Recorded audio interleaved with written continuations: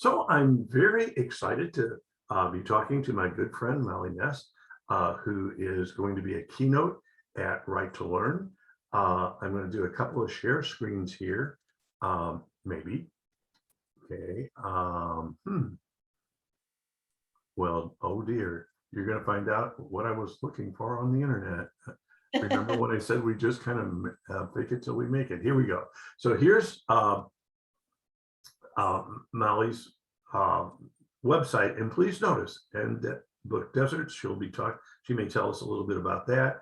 Look at all the things she's doing. Every Minute Matters. I own that book, by the way. The ILA blog post, a article in Parents Magazine. She does a lot of conferences, and when this leadership brief came out, I blogged about it for a couple of weeks, just some amazing material in there. So she's done a lot of things that way. The other thing I want to make you aware of, because I work with K through third grade kids, and one of the things I have done is gone to her family-friendly resources, and all my parents know about you. This is just some wonderful things.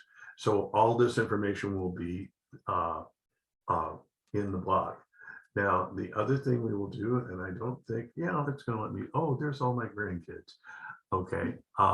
So the Right to Learn, and she's going to be a keynote at Right to Learn.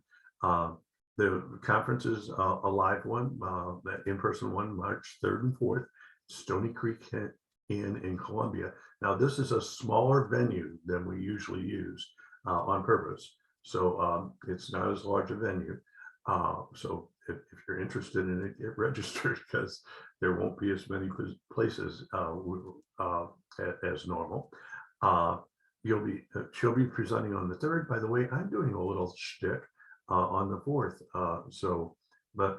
Anyway, so Dr. Sam has been talking for way too long. So I'm going to turn it over to Molly now. And my first question for you, Molly, is simply to tell us a little bit about yourself. So I'm going to stop this screen share and make you the main speaker. Here we go. Tell us all. Well, thank you for having me. And I am, as you're introducing me, I'm sitting here thinking that I believe the Right to Learn conference might be my first time in Missouri. Wow. So welcome to Missouri. We are so glad to have you. Yeah, I can cross off a state on my list of, I think that leaves North Dakota and South Dakota and maybe one other. So yeah, I'm originally a classroom teacher, started my teaching career in Oakland, California with Teach for America, taught in Los Angeles for a bit, came back east. I'm from the East Coast, and spent 4 years at the University of Virginia, where I got a doctorate in reading education. And I spent 16 years as a professor at Fordham University, which is smack in the middle of New York City. And there I did classes for pre-service teachers as well as doctoral students in language literacy and learning. And actually starting at the end of this month, I am starting a new career. I am joining Learning Ally, which is an educational nonprofit, as the vice president of academic content. And outside of my teaching and talking and such, I've written 4 books and lots of articles. I am on the board of directors for International Literacy Association. And the work that's probably nearest and dearest to my heart is my work around book access. 2.5 years ago, I started a podcast called End Book Deserts, which aims to bring awareness to the fact that 32 million American kids lack access to books in their home schools and communities. And so in the podcast, I interview and spotlight people in programs who are working to get books to kids, as well as to bring reading culture to communities. And that work, we are now launching a new nationwide coalition called Coalition for Literacy Equity. So you can look for that in February of 2022. Okay, and I would mention that Julius Anthony, who is a very famous person here in the St. Louis region, was one of the very first people you ever interviewed, and he, of course, has done some wonderful work getting books into the hands of kids.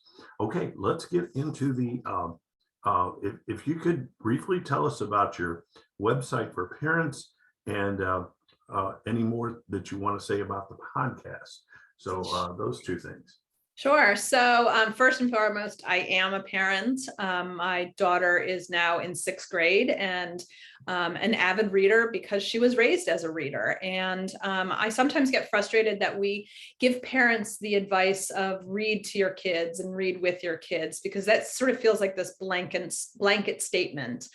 So a lot of what I try to do is give parents easy to implement, concrete ideas to incorporate reading, writing, speaking, and listening at all points of their day, regardless of their feelings and confidence and habits of reading. Easy to implement ideas that can happen at the dinner table or the bathtub or when you're sitting on a public bus. So that's some of my work with parents. I also, when I was a doctoral student, spent years as a reading clinician and really love trying to figure out what the pieces of the puzzle are that is causing a child to struggle with reading in any capacity. So I do educational evaluations and work with families and children in that capacity. And then, yeah, in the last couple of years, my passion project has been all about book access. And what I've loved so much about it is the field of reading can be quite political, and there can be a lot of debate and conflict among people, but it's really hard to argue with the need for kids to have books. And what I've so loved about this work is how innovative and creative people all across the country are being to get books to kids and to build reading culture. Everyone from grassroots organizations to big notable and recognizable organizations with lots of funding, like Dolly Parton Imagination Library. The other fun thing about the work has been that it's really interdisciplinary. People are approaching book access and building kids as readers from the medical field, as seen with Reach Out and Read. I've had the pleasure of interviewing some recognizable public figures, children's authors, some current sports players and former athletes. Christy Yamaguchi. I've struck up a friendship with a former NFL Super Bowl winner, Malcolm Mitchell, who is now a children's book author and a literacy advocate doing amazing work in the Read with Malcolm program based out of Atlanta.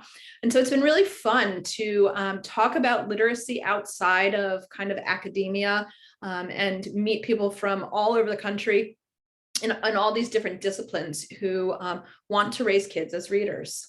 Okay, well, speaking of amazing work, everything you just said is just all music to my ears. And I know you also have, I hope it's going to be an annual get together of all your people. I hope that happens again. So now we're down to the meat of things. I know you're going to be the keynote at Right to Learn. I'm very excited. I'm going to be there, guys. I'm very excited about that. So it's now all yours to kind of give us a heads up on the kinds of things you're probably going to, a little bit of what you're going to say. And just very, by the way, excited to have you here in Missouri. So tell us about, and Right to Learn has been like a 2 decades worth of conferencing.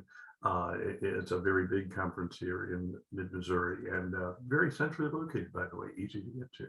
Okay, so I'll send it back to you. Sure. So I'm going to be speaking about ideas from my 3rd book, which is called Think Big with Think Alouds. And in it, I showcase the read aloud, and the read aloud I say across all content areas, across all age levels, all subject areas, all ages, using the read aloud as a way to build comprehension. And the work came from thinking about my own practice. I found myself a lot of times as I was working with kids, recognizing that comprehension was a struggle for them. And I would ask them questions that assessed their comprehension, but didn't build their comprehension. And so in the keynote, I'll be talking about how to plan a think aloud. If you are a kindergarten teacher or if you are a 10th grade biology teacher, to maximize the effectiveness of your read aloud to engage kids and to build and model comprehension. So we will be having a lot of fun planning read alouds. You'll see them, we'll analyze them. You'll hear a little bit of the research around think alouds. And my hope is that teachers will walk out with a think aloud ready to go in their classroom. I know teachers have so much on their plate now. And so I really try to make our time together something that touches on everything, a little bit of theory, a little bit of research, and a lot of practicality and use for instruction right away. Okay, and knowing that I'm going to be one of those teachers getting all that is just very, very exciting. Just can't wait for you to be there. Now, I'm going to do one last little share screen here. And just to remind everybody, Right to Learn, March 3rd and 4th. There'll be links to this in the blog.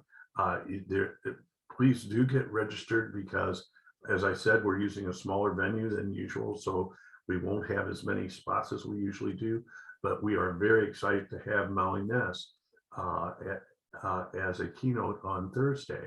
So that said, any final thoughts, Molly?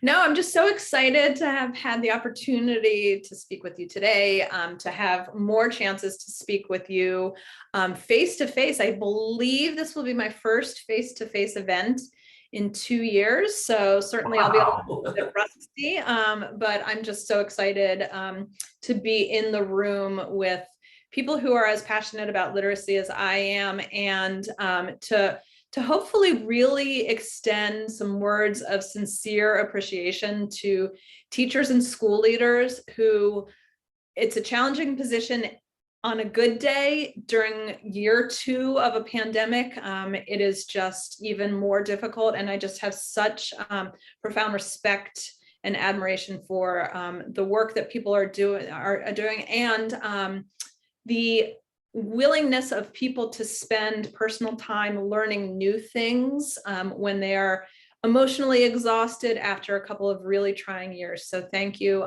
to the conference planners and to the audience in advance. I'm looking forward to seeing your great state, although not for long enough. I kind of fly in and out. So I will have to certainly return at a later point to explore. We'll have to find some people in the state that will bring you back. Absolutely. Sounds good. Okay. Well, now I have a silly tradition at the end of all these podcasts. It's the famous Zoom wave. So what you have to do is raise your hand and give us a wave, and that's how they always end. Bye-bye, and thank you so much. Thank you.